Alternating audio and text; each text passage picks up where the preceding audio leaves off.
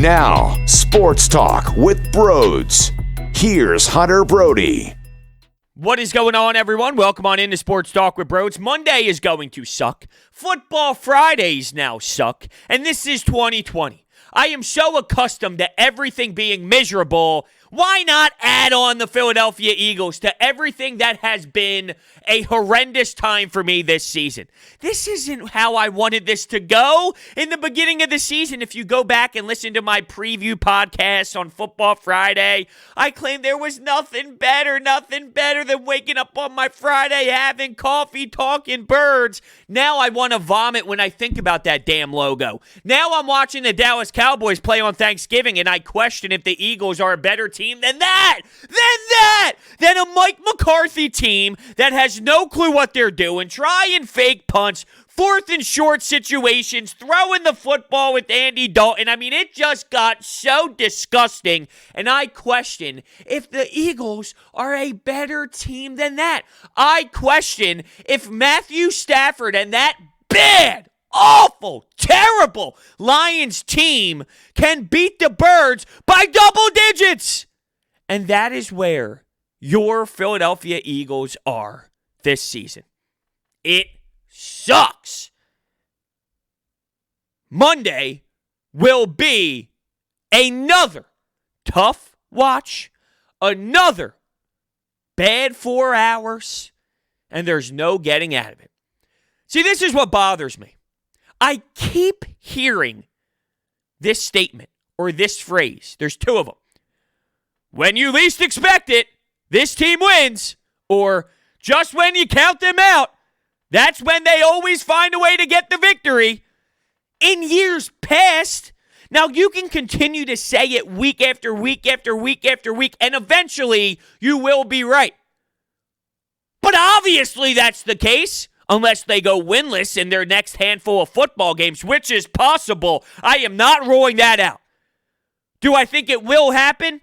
No, I don't think they'll go winless. I don't see many wins coming. I don't think it'll be winless. But the difference between teams in the past and this season is the Birds would have beat the Cleveland Browns. Honestly, the Eagles would have probably found a way to beat either Pittsburgh or Baltimore as well. When you least counted them out in years past, they still had good wins under their belt that season, which made you feel differently about the team. Their best win this year was against Nick Mullins and the San Francisco 49ers. That's not the same as going on the road on Thursday night and beating the Green Bay Packers and beating Aaron Rodgers. It's not the same.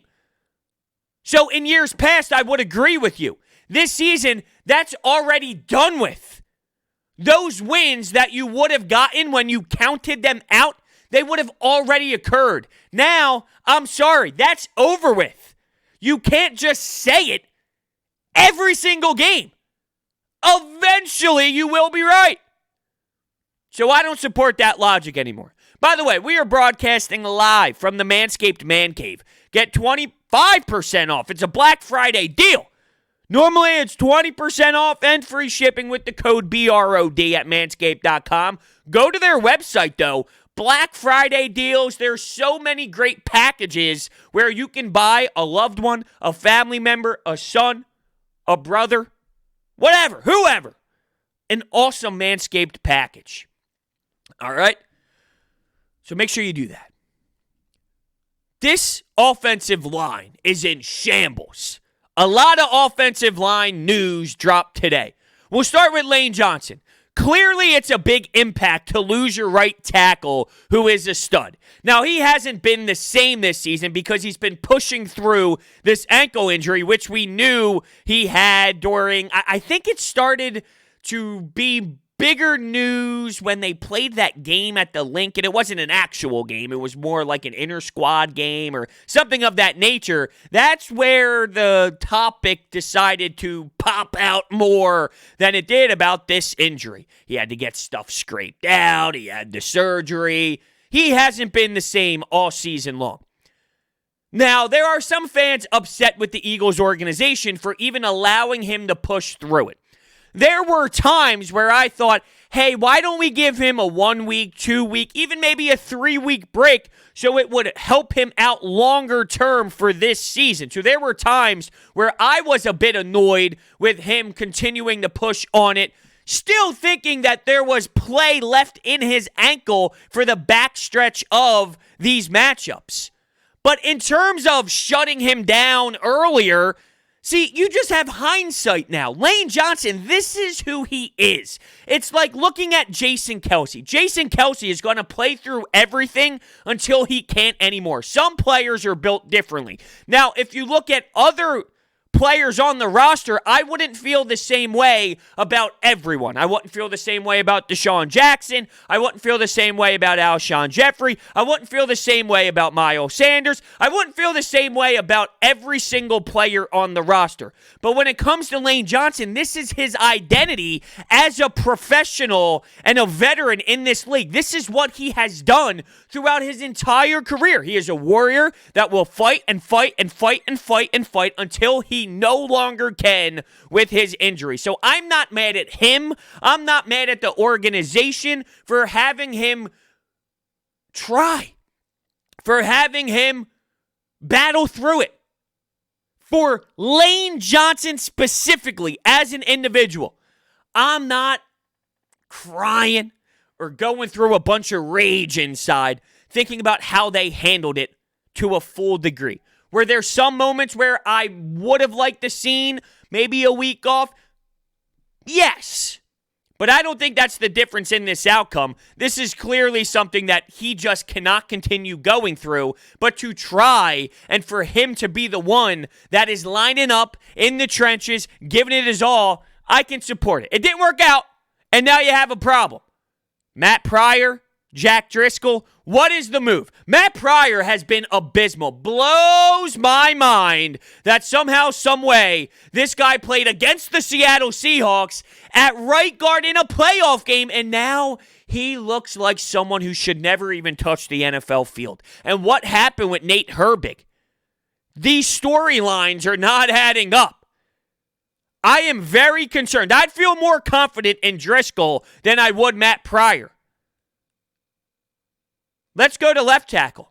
They finally did it. They finally made the move to put Jason Peters at right guard. Thank you. You should have did that a long time ago. You should have committed to that move weeks ago. Here's my issue. Jason Peters demanded money.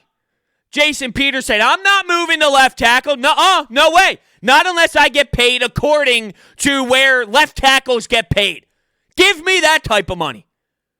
Well, you had the worst performance of your entire career. It was so ugly. You were getting waxed and abused all night long, getting the quarterback hit to the point where your ass is getting moved back. I demand you pay the team back. If I'm Jeffrey Lurie, knowing how close they are and knowing their relationship, I'm giving him a damn phone call, bringing him into the office and saying, hey, we're restructuring this. Howie, come in here. Howie, come in here. Give me back my damn money because you didn't earn this. That's fine. If you earned the left tackle money and you played up to standard, you could keep the money. You had the chance to live up to that contract, that added money that you got in the offseason. Now that that's not who you are, give me back my cash. Shouldn't that be how it goes? He was dreadful last game. Dreadful. And I don't even know what he's going to be like at right guard. It might not be on display as much because there's more comfort. But here's the thing. On the other side of him, to the right side, it's not going to be Lane Johnson. I would feel way more comfortable with Jason Peters at right guard if it's Lane on his right and Jason Kelce on his left. But now let's say it's Matt Pryor, and let's say it's even Jack Driscoll, a rookie who I'm intrigued by, but let's not say that he's some stud at this point. Jason Peters could be getting abused. Seattle doesn't have crazy pass rush, though, and that's where things can play a role. Acquiring Dunlap is something that adds value to their defensive front, though, And their defense has been getting stronger as of late. There was a point where their pass defense was so abysmal, I could throw for 400 yards on their asses. Now, they're 32nd in pass defense. They average 343 yards per game. But when it comes to 300 yards per game, one time in their last 4. So they have been clamping down as a unit. Of course. Why wouldn't they be? Just when the Eagles come around, yeah, we play better defense. This is where the Eagles could have looked at the schedule earlier and said, we can do something here. Our offense sucks so much. Here's a chance to move the ball. But no. They'll probably struggle. They'll probably be horrendous. Starts with the head coach. And I know we've been discussing, should they strip the play calling? And we answer with, he needs to take a step back, Doug Pederson that is, so we can look at everything surrounding this team, not just offensively, but special teams. He mentioned defense and tackling, right? So all around, he needs to look at this team from a bigger picture, from a broader view, almost like what's that thing called? A drone. Like a drone perspective, looking down at the entire team. Take a step back from play calling. Another thing I failed to mention in the past when it comes to stripping it and maybe going to Rich Scangarello, when you struggle as a play caller, you find yourself getting into these tendencies that you are accustomed to calling. You find your comfort zone, and there's no doubt that teams and other opponents and other coaches are figuring out that he has this system. When things go wrong, you try and get back to who you are, and it's very predictable. Doug's offense is super predictable. If you give it to Rich Scangarello, and I'm not saying that this offense is going to be fixed because I don't think it will at all with changing the play calling, but what it does is it'll change the tendencies, so maybe that confuses other squads and how they approach things because they don't know Rich Scangarello's tendencies to this crazy degree. Yes, you can go back, watch the tape, watch the film of what he did with Denver, and you will find certain values that he has as an offensive mind, clearly. But it's not with this team. It's not with this quarterback. It's not with these weapons. It's a different style. Maybe Rich Scangarello runs the ball more. The fact that the screen game doesn't work, that goes way deeper than Carson Wentz isn't hitting his backs. It's a scheme problem that it's this bad. They can't even use the screen game. In what world did it fall to this degree? It is a scheme problem. It's a tendency problem out of Doug. It's not only, well, Carson missed the throw, and that's why the screen didn't work. No. These screens are getting blown up way too early and sniffed out consistently. It dives deeper than Doug Pederson. All right? It does. Now, there's some matchups that scare the living hell out of me. DK Metcalf versus Darius Slay. I'm not going to say that scares the living hell out of me. There's way worse out there. I'm almost intrigued to see how Darius Slay matches up against DK. This guy is a physical beast. This is set up for failure for Eagles fans. Not only can you never, and I mean never, beat the Seattle Seahawks team, you have to see DK Metcalf go up against this team. All right? You need to watch Russell Wilson go out there and compete, who is the best to do it in this damn league right now. One of the best. It's going to be running around. This rushing defense for the Eagles, they have not been what we are used to seeing. So he can make something work. Chris Carson possibly being back in the mix. I heard Adam Kaplan on Inside the Birds mention he's here and Chris Carson will be back. So how would they implement the run game with him and Russell Wilson's ability to use his legs to torch up this run defense? Everything is set up for failure for this team. And knowing how this team has operated so far this season, that's exactly how I expect it to go. Crushing, isn't it? This used to be fun. This used to be entertaining. But as I draw up my notes, things to watch for, everything is such a negative. And that's not my fault. I'm not searching for the negatives. This is what they give us. I'm only taking what they hand to me. I understand that there's times where I nitpick and I go a little far and I dive deep into my second, thinking, and, I really analyze things to a crazy degree at times. I can totally acknowledge that. I'm a psychopath sometimes, only sometimes. This, though, I'm looking at the surface. Now, I'll go second level thinking.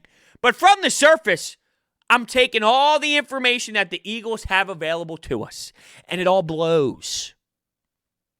I'm not going out of my way to talk about things that blow. Everything they do blows. Is there a positive on this team? Well, apparently there is. Doug Pederson mentioned it himself. Miles Sanders.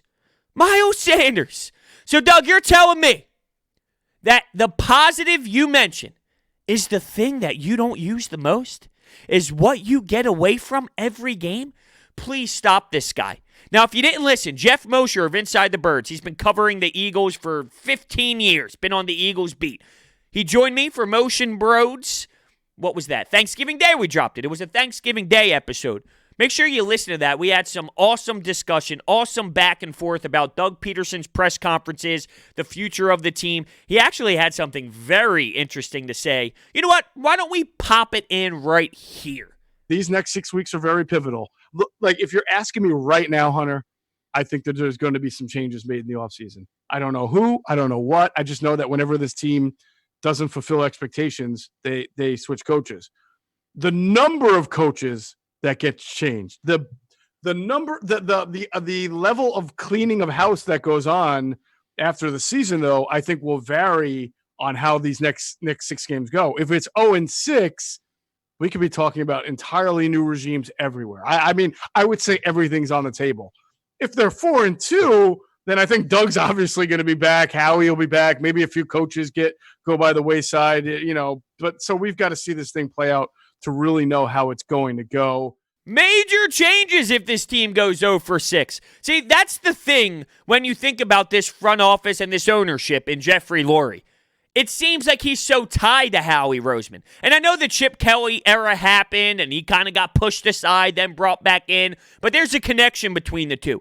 Doug Pederson, while he angers me so much and my blood boils every time I think about him, his name, or see his face, he won a Super Bowl. And I feel that bought him time.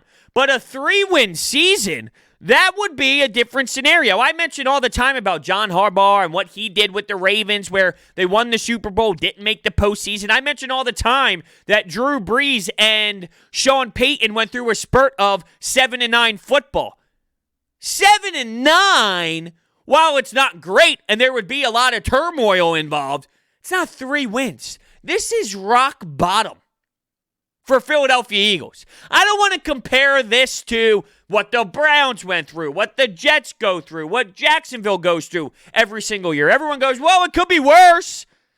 But that's not how this organization flies. That's not how they rock. They don't compare themselves to the trash in the league. They look at themselves with pedigree. They look at themselves as one of the best markets in the league. If you're talking about, well, at least we're not this team, that's not how it works here. When you do good but not good enough, you get fired. That's how Jeffrey Lurie looks at this organization. That's what you want. You want it to be that way. You don't want to be satisfied with at least you're not the bottom. You want an ownership that values being at the top. And if you're good but not great, see you later. But it does seem crazy to hear the words, everything's on the table. And if they go winless, and then here's the thing, even if they go winless, right? Or excuse me, even if they don't go winless, and let's say they win one game against Washington, which looks to be the best team in the division, that front four is lethal. Alex Smith is a professional guy who, I'm not going to say he's a world beater by any means, but he's an experienced veteran. Had some costly turnover. He had that brutal interception that they took to the house. Wait, did they take that to the house? Or was that the one where Terry McLaurin came and pulled a DK Metcalf and had a big-time tackle, which saved them 4 points because it ended up being a Dallas Cowboys field goal? Regardless, Alex Smith is an experienced veteran player. They might win the damn division. How did I start talking about Washington? That's right. The Eagles play Washington later in the season. Let's say they go 1-5 in their last 6. That shouldn't be the difference in keeping everyone or not. 0-6, 1-5. You see my point? 1-5, you're keeping guys. 0-6, you're not. 2-4, you're keeping guys. 0-6, you're not. At what point is it, okay, hold on, they bought time because of these 6 games, especially if the teams they're beating is Dallas and Washington. And as much credit as I just gave Washington, I'm saying they can win the division. They're still a bad football team. They're intriguing with their front four. Alex Smith could maybe win this division, but this division is arguably the worst we've ever seen in the history of the sport, of the league. Oh, it's so bad. It's so bad. More on Doug Pederson's pressure in a minute. First, I got to let you know about my friends at DraftKings. They have brought their expertise to legal sports betting. It's a legitimate sports book based right here in the U.S., so you can rest assured that your funds are totally secure. DraftKings, America's top-rated sportsbook app, is safe, secure, and reliable. Deposit and withdraw at your convenience. Listen to this crazy deal. All new users have a chance to earn a sign-up bonus up to $1,000 when signing up using code BRODES. Head to the app now. Check out all that they have to offer, including player props, live betting, and so much more. If sportsbooks are not yet available in your state, don't forget about the DraftKings Fantasy app, which offers millions of dollars in total prizes every single week. And if you or someone you know has a gambling problem, crisis counseling and referral services can be accessed by calling 1-800-GAMBLER. Gambling problem, call 1-800-GAMBLER. So with Doug Pederson, he had this weird, wonky answer when he was talking to the media on Wednesday, and he was asked about Carson Wentz and if he's going to be the starter, who's going to start, and shocking, he fumbled. Just like Miles Sanders, just like Carson Wentz, he fumbled. Oh, well, Carson's our starter on Wednesday. Dude, what is your messaging? This guy is the worst at press conferences. The worst I've ever seen in my life. He can't think on his feet.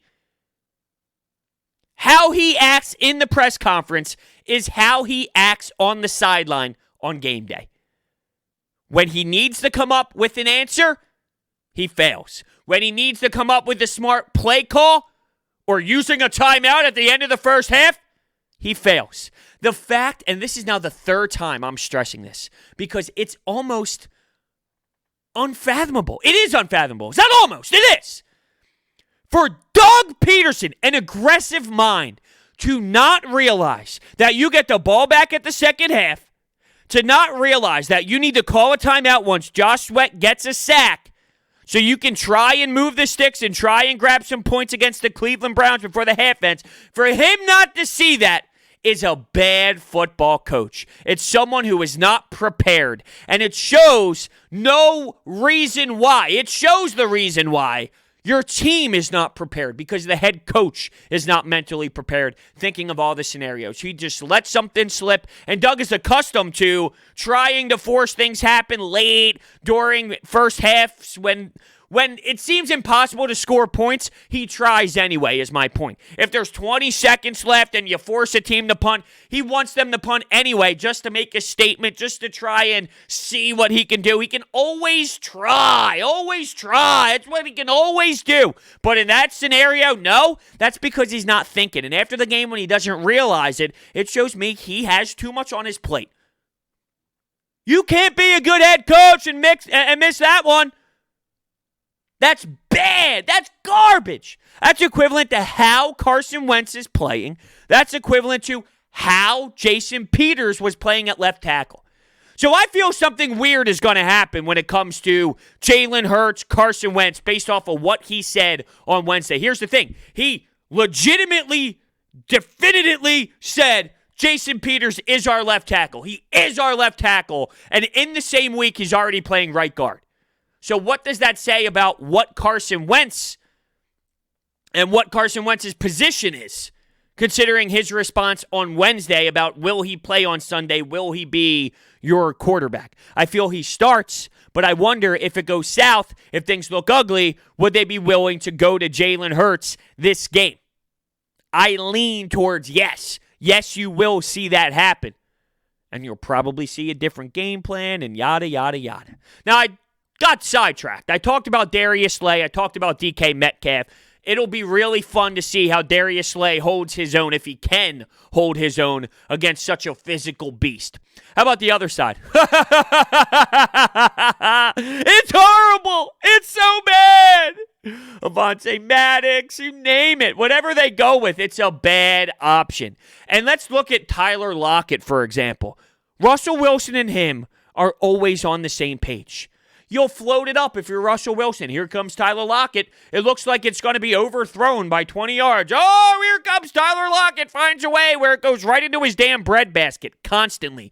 Tyler Lockett. If DK Metcalf does have respectful numbers because Darius Slay does a good job at holding his own, Tyler Lockett will be a force. He will destroy this team in the passing game, especially if Chris Carson's coming back and you see Seattle get creative with that run game, knowing that you can find ways to shred this defense with the run game this year. If you can get to the linebackers, good luck, linebackers, good luck. And I know there's some intrigue with Alex Singleton, this and that, and fine, whatever. There's still too many holes for this defense for me to be satisfied because I've seen a couple tackles out of Alex Singleton and a couple flexes after big plays. Look, that's not me knocking the guy. Like I said, I feel he's an awesome story, but your defense still stinks.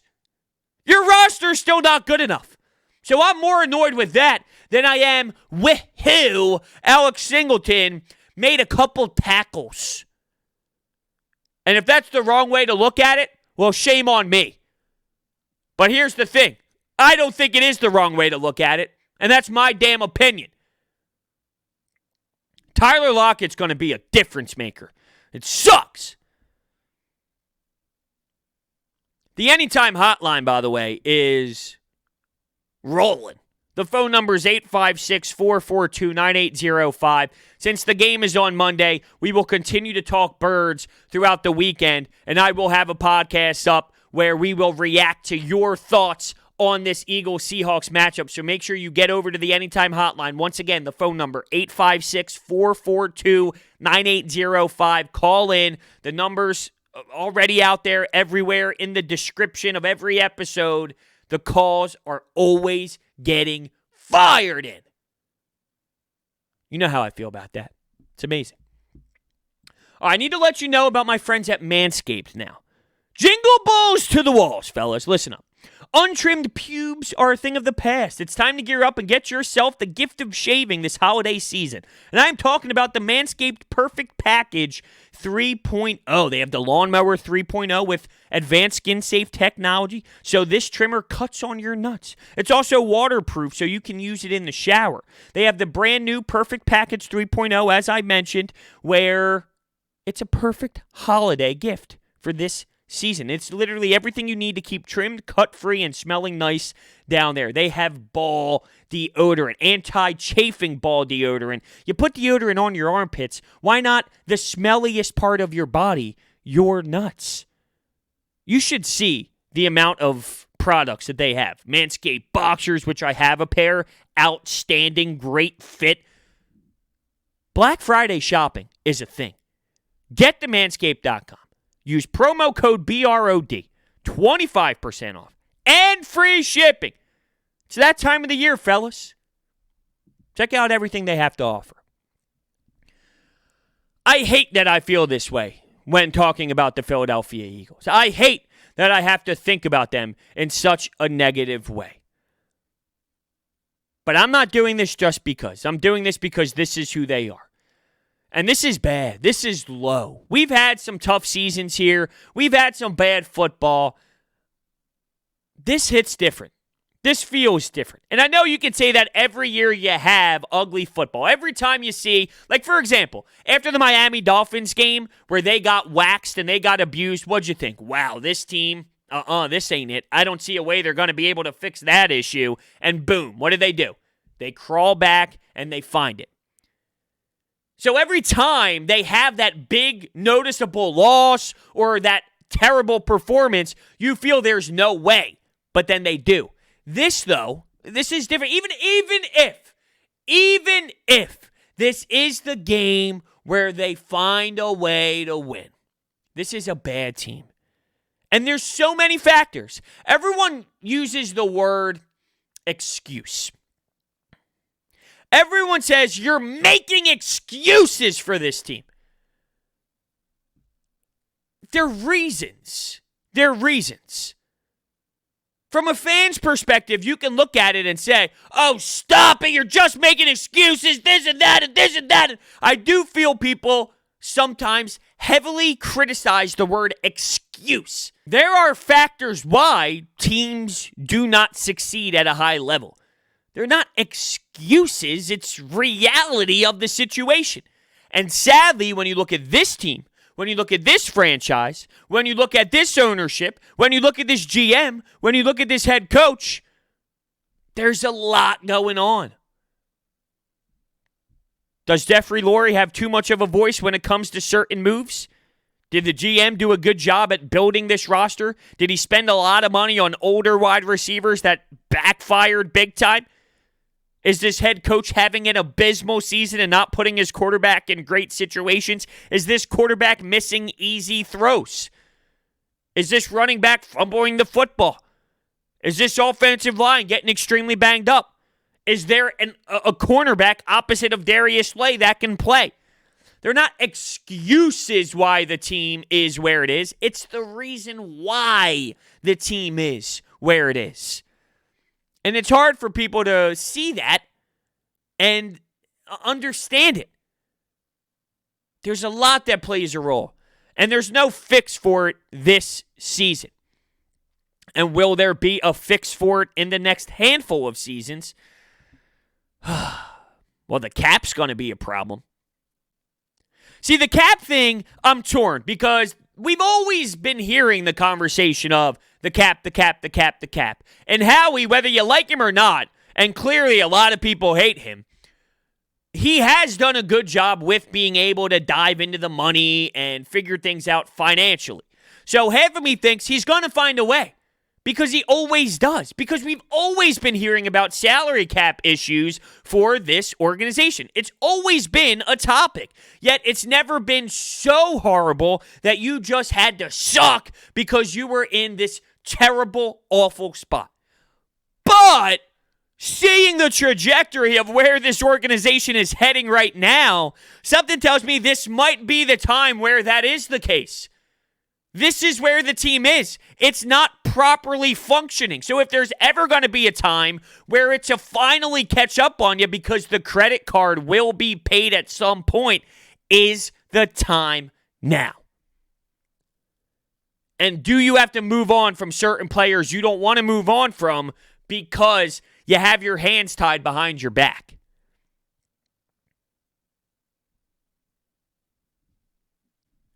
It's going to get ugly. It already is ugly. It's going to get uglier. There's no fix this season. And I don't think that they're going to win this game on Monday. I hate that it's Monday Night Football. I got to wait all the way until then. Not even to watch the game. It's not even about watching the game. But the fact that it's the only game on, it's my Monday night, I'm going to have to do a post-game podcast. The game ends around, 11:30, midnight. Got to record, gather my notes, post it, upload it, all for a bad team. If the squad had 8 wins right now, 9 wins, I'm fixing the hat, I'm ready to go. You know what I mean? Like, I'll do a dynamic warm-up before the podcast because I'm so stoked. It's not about staying up late. I'm all about staying up late, recording podcasts. I record at 2 a.m. sometimes. I'm for it. That doesn't bother me, but I want the product to be good. I want to talk about phenomenal things. I want to talk about positives, and even if they squeak it out and they win, I still won't feel great about this team. So is that really going to be the difference maker in how juiced up I am at 2 a.m. on Monday night? The answer is no. But I'm sorry, I don't see a way. If you look through all the battles, let's start with the head coaches, Doug Pederson or Pete Carroll. Yeah, I'll take Pete Carroll right now. Quarterbacks, Carson Wentz, Russell Wilson. Wide receivers. Now, running back, I like Miles Sanders more than Chris Carson. But you don't run the ball enough.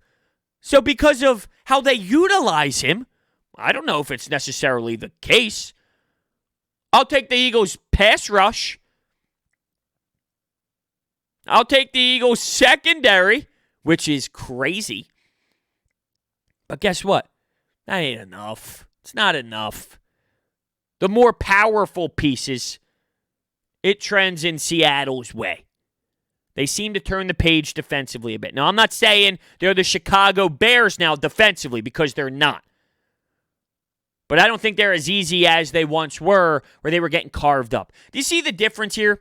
There's teams that, even though maybe they started out weak and they started out slow, as the weeks go on, they progress. They get better. They add to their team, maybe because injuries come back, and their team gets smoother. They get stronger. They play better football. They form an identity as a team. This Eagles team's going in the other way. As the weeks move on, they get worse. As the weeks move on, the offense sucks more. Alshon getting 5 snaps. That effort's laughable. He shouldn't play. He shouldn't play. After the game, I looked at it and said, was it really a big deal? Were those 5 snaps the difference? No. I hated it, but was that the difference in the game? No. But why are we taking away snaps from people who are actually going to be here for a longer period of time? Now, I'm not a big John Hightower fan at this point. He has a skill set that he needs to work on. But the more and more I think about that Alshon thing, John Hightower 5 snaps, probably more beneficial to this organization long term than Alshon. Mailata playing left tackle, more beneficial than Jason Peters. So why are they not seeing this? Why is that not happening? Why are we getting the old, terrible veterans? Well, maybe they're trying to justify paying Jason Peters more money. Well, now he's getting moved to right guard, but it took long enough. Maybe they're trying to justify Alshon Jeffrey's contract. We heard Doug Pederson say they're trying to work him in more. More? You haven't seen enough, Doug? I know I have. Of you. Joke. Big time joke. I hate this team. So I'm going to end it here. Thank you all so much for listening. Remember, call the Anytime Hotline, 856-442-9805. We will react all weekend long. Not react, we will, I guess, preview this matchup, sadly. And I will implement your phone calls on the pod. Thank you all so much, and I will see you next time.